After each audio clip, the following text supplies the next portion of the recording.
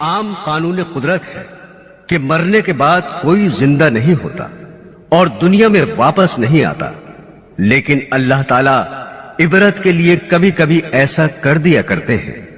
ہر دور میں کوئی نہ کوئی ایسا واقعہ پیش آتا رہا ہے، یہاں تک کہ کوئی زندہ ہو گیا اور اس نے مرنے کے بعد کا حال سنایا اور پھر مر گیا۔ اسی قسم کا عذاب قبر سے متعلق ایک واقعہ گلگت میں پیش آیا۔ ایک شخص قبرستان کے پاس سے گزر رہا تھا۔ اس نے کسی قبر سے یہ آواز سنی کہ مجھے نکالو، میں زندہ ہوں۔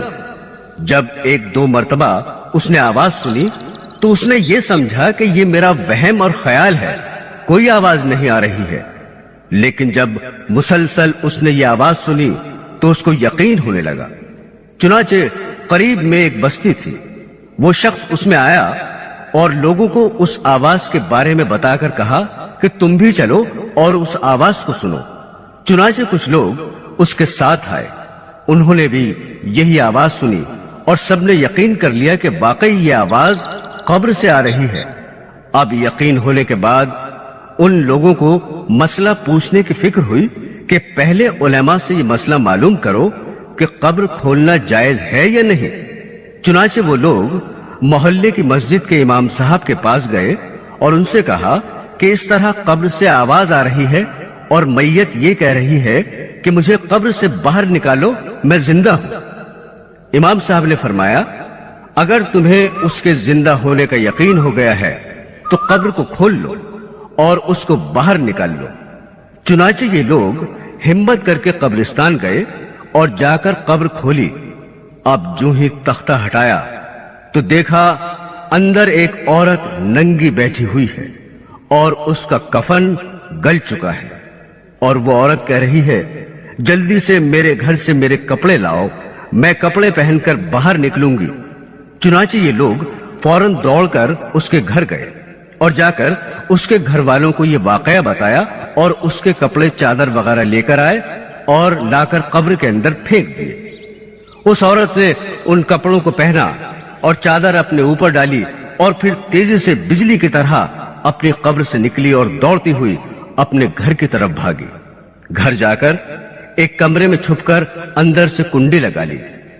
اب جو لوگ قبرستان آئے تھے دوڑ کر اس کے گھر پہنچے، ان کو وہاں جا کر معلوم ہوا کہ اس نے اپنے کمرے کے اندر سے کنڈی لگا رکھی ہے۔ ان لوگوں نے دستک دی کہ کنڈی کھولو۔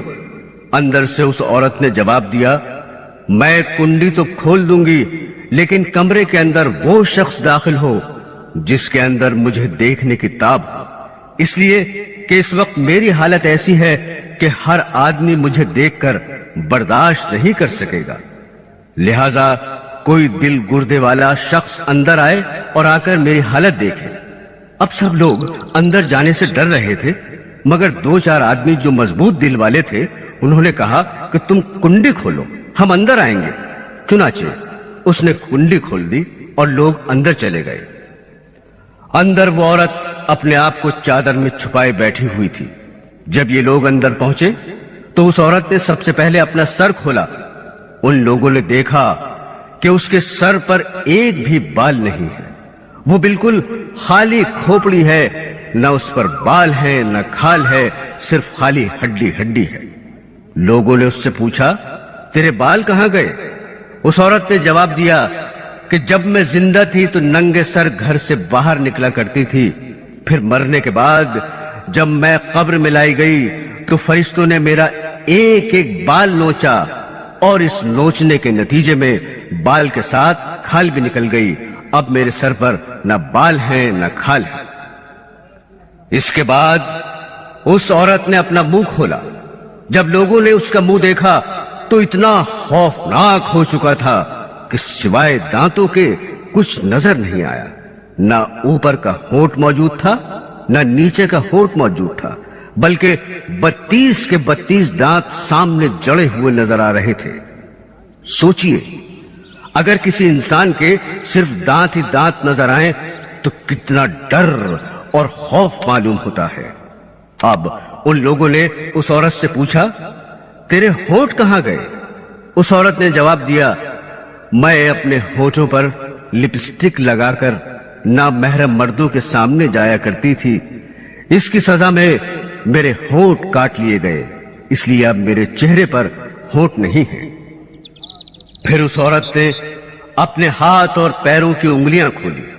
لوگوں نے دیکھا کہ اس کے ہاتھ اور پیروں کی انگلیوں میں ایک بھی ناخن نہیں تھا، تمام انگلیوں کے ناخن غائب تھے۔ اس سے پوچھا، تیری انگلیوں کے ناخن کہاں گئے؟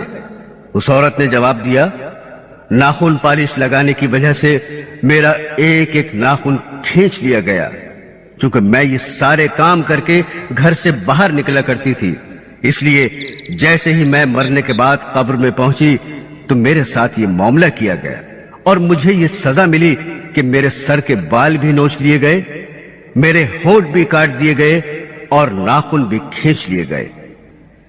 اتنی باتیں کرنے کے بعد وہ بے ہوش ہو گئی اور مردہ بے جان ہو گئی جیسے لاش ہوتی ہے۔ چنانچہ ان لوگوں نے دوبارہ اس کو قبرستان میں پہنچا دیا۔ محترم خواتین، اللہ تعالیٰ کو یہ عبرت دکھانی مقصود تھی کہ دیکھو اس عورت کا کیا انجام ہوا اور اس کو کتنا ہولناک عذاب دیا گیا۔ بے پردہ خواتین اس واقعے سے عبرت لیں اور ان گناہوں سے توبہ کریں۔